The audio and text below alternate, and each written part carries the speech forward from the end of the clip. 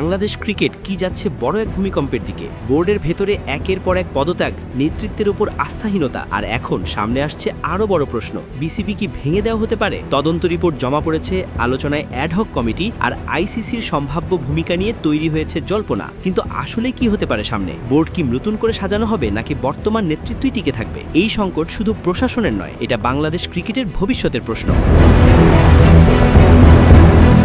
Bangladesh cricket বোর্ডের বর্তমান পরিস্থিতি এখন এক গভীর অনিশ্চয়তার মধ্যে দাঁড়িয়ে। বোর্ডের ভেতরে একের পর এক সদস্যের হঠাৎ সরে দাঁড়ানো শুধু প্রশাসনিক অস্থিরতাই নয়, বরং নেতৃত্বের ওপর চরম আস্থাহীনতার ইঙ্গিত দিচ্ছে। সবচেয়ে উদ্বেগজনক বিষয় হলো, অনেকেই পদত্যাগের আগে বোর্ড প্রধানকে জানানোও প্রয়োজন মনে করছেন না। একদিনেই 4 থেকে 5 জনের একসাথে চলে যাওয়া, এটি নিঃসন্দেহে বড় ধরনের ব্যর্থতার প্রতিফলন। এই প্রেক্ষাপটে সামনে এসেছে বিসিবি নির্বাচনে অনিয়ম ও অস্বচ্ছতার অভিযোগে গঠিত তদন্ত কমিটির প্রতিবেদন। ক্রীড়া মন্ত্রণালয়ের পক্ষ থেকে জানানো হয়েছে, এই রিপোর্ট আন্তর্জাতিক ক্রিকেট কাউন্সিল আইসিসির কাছেও পাঠানো হতে পারে। এখান থেকেই শুরু হয়েছে নতুন বিতর্ক। আইসিসি কি কোনো ব্যবস্থা নেবে? বিশ্লেষকদের মতে বাস্তবতা একটু ভিন্ন।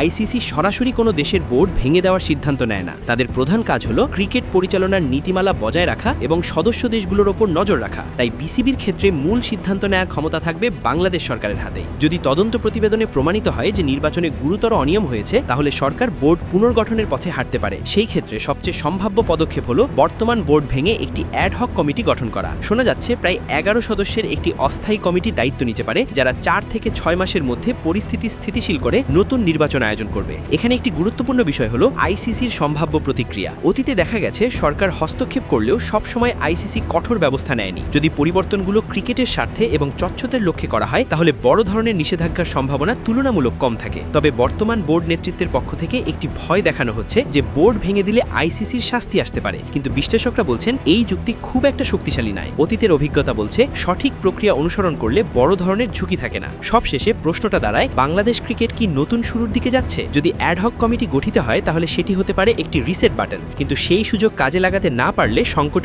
আরও গভীর হতে পারে। এখন সময় বলে দেবে এটা শুধুই প্রশাসনিক পরিবর্তন নাকি বাংলাদেশ ক্রিকেটের জন্য এক নতুন যুগের সূচনা।